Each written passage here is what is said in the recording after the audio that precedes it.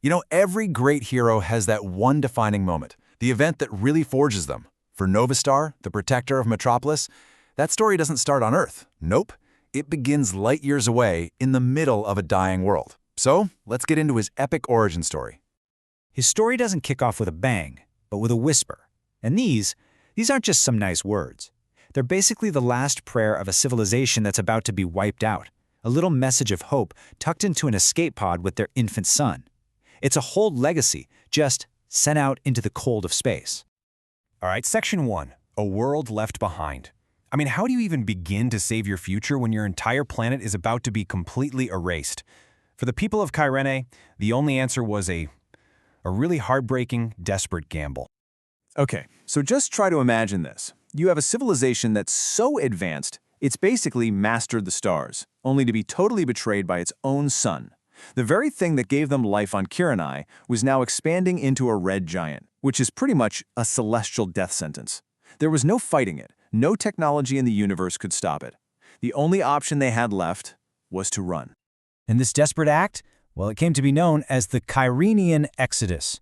Their leader, Supreme Leader Aaron, he had to make an impossible choice. They couldn't save themselves, but maybe, just maybe, they could save their future. The plan was as brilliant as it was just unbelievably tragic. Launch all of their children into the unknown. Each kid was like a message in a bottle, cast out into this cosmic ocean. And among those countless pods, all streaking away from that dying star, there was one special one. It was carrying the leader's own son, an infant named Lucas. His destination? It was a carefully picked, distant blue planet where they hoped he'd have a chance. A world that one day he'd end up calling home, Earth. Which brings us to Section 2, An Unlikely Childhood. That escape pod's long journey ends not in some futuristic city or a secret government lab, but in the most ordinary place you can think of, a quiet American farm field. We're going from cosmic tragedy straight to some very humble beginnings.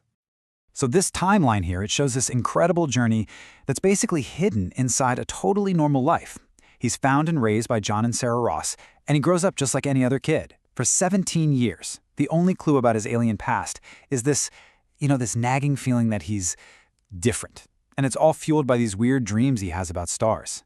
And then, at 18, during a high school football game, that feeling just erupts into reality. And that leads us right into Section 3, The Hero Awakens. This is the moment, right here, where everything changes. The quiet farm boy is about to find out that he is something much, much more than human. It all started with that shocking burst of speed on the football field, but that was just the beginning. Pretty soon, it was like a floodgate of powers opened up. Strength way beyond human limits. Eyes that could burn with this intense heat. And then, finally, the totally impossible ability to defy gravity and fly. In that instant, Lucas Ross, the teenager, he kind of ceased to exist. But you know, power doesn't really mean anything without a purpose. Lucas had a choice to make: hide these incredible abilities or use them for something. He chose to protect the world that had become his home, creating a new identity that honored the one he lost. He became Nova Star. So Section 4, A Rivalry is Forged. Because, what's a hero without a villain, right? Every light casts a shadow. And for Nova Star, that shadow was about to get a name. So, let's meet Dr. Oblivion. But he wasn't always a supervillain with a scary name. He was Dr. Elliot Thompson, a scientific genius whose ambition kinda soured into a dangerous obsession. And when this new hero, Nova Star, started getting in the way of his plans, that obsession twisted into this burning, all-consuming need for revenge. And their conflict, it perfectly mirrors who they are. You've got one guy who's an alien, fighting with this selfless purpose to protect a world that isn't even his. And then you have the other guy, a human, driven by totally selfish ambition to conquer it. It's really the ultimate battle of altruism versus ego.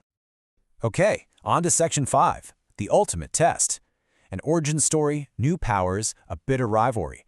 All of these things are about to collide into serious baptism by fire that will forge Nova Star into the legend he was always meant to be. So during this big confrontation in Dr. Oblivion's lab, everything just goes wrong. A machine overloads, and in this blinding flash of light, its raw energy literally fuses with Nova Star's alien DNA. He is fundamentally and permanently changed. And from all that chaos, an unbelievable new power is unlocked: energy manipulation. Now, this is a complete game changer.